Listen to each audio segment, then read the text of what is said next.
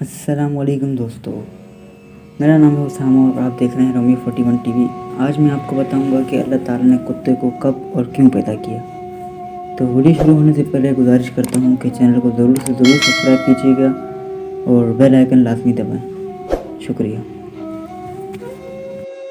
حضرت علی رضی اللہ تعالیٰ عنہ کی مجلس میں ایک شخص آیا اور بولا، یا علی، آپ فرماتے ہیں کہ اللہ تعالیٰ نے ہر مخلوق کو کسی نہ کسی کام کے لیے پیدا کیا، تو یا علی، اللہ تعالیٰ نے کتے کو کیوں اور کب پیدا کیا؟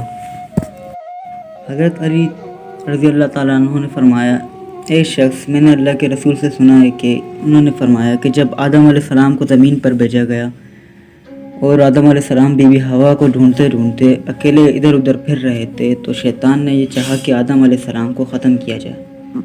تو وہاں کے جانوروں کو شیطان نے بھڑکایا کہ آسمان سے ایک مخلوق آئی ہے جو بڑی لذیذ ہے، جس کو ایک بار کھاؤ گے تو اس کا مزہ کبھی نہیں بھول پاؤ گے۔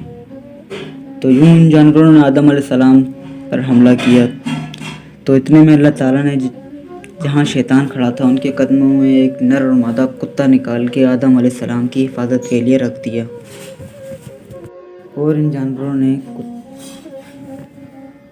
ان کتوں نے جنگلی جانوروں کو کھا لیا تو کچھ کو وہ بھگا دیا، اور آدم علیہ السلام کے پیچھے پیچھے کتے چلتے رہے یہاں تک کہ وہ بی بی حوا تک آ پہنچے، اور پھر اللہ تعالیٰ نے ان کتوں کو انسان کی حفاظت کے لیے رکھ دیا۔ تو آج کے لیے بس اتنا ہی۔ امید کرتا ہوں کہ یہ ویڈیو آپ کو بہت پسند آئے گی۔ اگر پسند آئے تو لازمی لائک اور شیئر کیجیے گا۔ ملتا ہوں نیکسٹ ویڈیو میں۔ اپنا ڈھیر سارا خیال رکھیے گا۔ اللہ حافظ۔